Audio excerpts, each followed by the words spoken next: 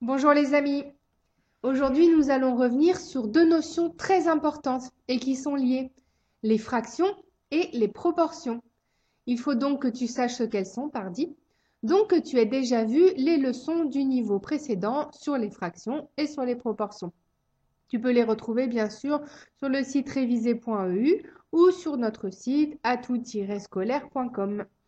Alors une proportion, tu te souviens, c'est le rapport, la relation qui existe entre deux quantités. Par exemple, si je dis qu'on a prévu deux gâteaux pour 8 personnes, on parle de la proportion 2 pour 8. Et le résultat, c'est quoi?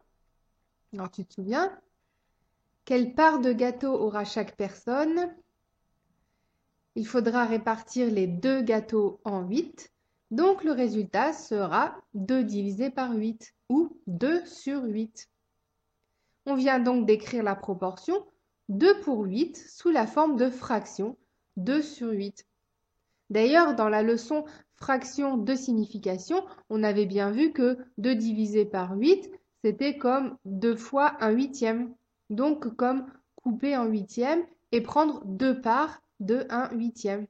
Donc 2 huitièmes du gâteau. Ici, une part, c'est un huitième. Donc prendre 2 parts sur les 8, c'est bien prendre 2 huitièmes. Et on le comprend encore mieux quand on dit par exemple une personne sur 10 est tatouée.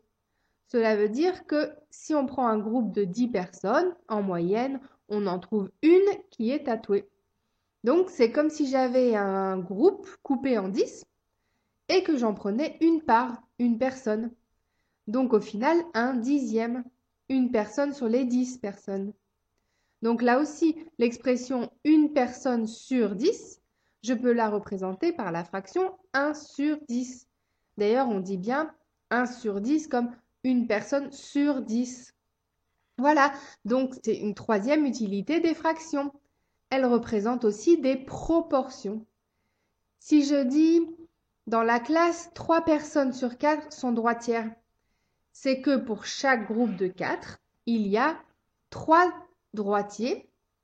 Donc les 3 quarts des élèves sont droitiers. C'est la proportion 3 sur 4.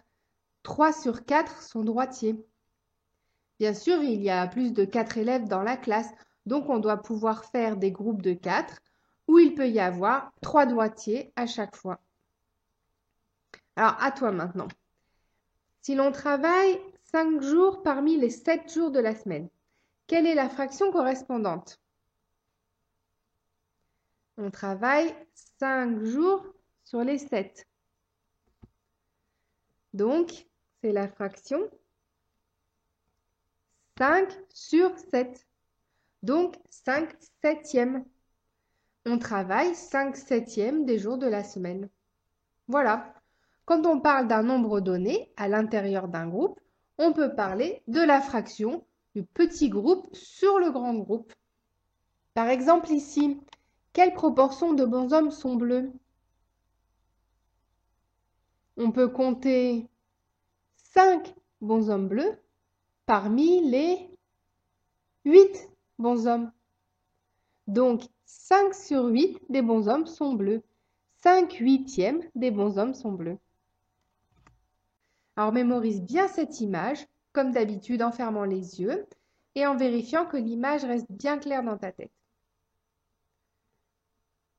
Regarde bien l'image attentivement et photographie-la dans ta tête. Tu peux rouvrir les yeux, vérifier l'image autant de fois que tu le souhaites jusqu'à ce que ce soit clair pour toi dans ta tête. Super! Alors c'est la même chose que lorsque l'on coupe les gâteaux en parts, hein. Donc ce n'est pas vraiment nouveau, mais au lieu de parler de la division, on parle de la fraction. Alors souvent, on entend parler de pourcent, de pourcentage. Ça veut juste dire qu'on parle de groupe de 100. Au lieu de dire 3 personnes sur 4, ou 3 quarts des personnes, on va dire 75 personnes sur 100. 75 personnes pour 100 personnes. Pour 100. Alors tu verras, tu parleras beaucoup des pourcents dans les niveaux futurs. D'ailleurs, tu dois déjà en entendre beaucoup parler à la télévision, par exemple, aux informations, un peu partout, on parle beaucoup de pourcents, on ramène à des groupes de 100. Voilà. Alors encore une fois, c'est très intéressant de pouvoir jongler entre ces différentes notions. Cela va te permettre de calculer plein de choses. Et pour être à l'aise avec tout cela, que ça devienne évident pour toi, facile et rapide, il faut bien t'entraîner. Donc fais plein d'exercices de ton manuel scolaire ou sur Internet, avec tes parents ou tes copains. Et tu peux en trouver aussi sur le site habituel réviser.eu dans les leçons du professeur Atout scolaire en retrouvant notre leçon fraction et proportion. Voilà, amuse-toi bien, révise bien et à bientôt.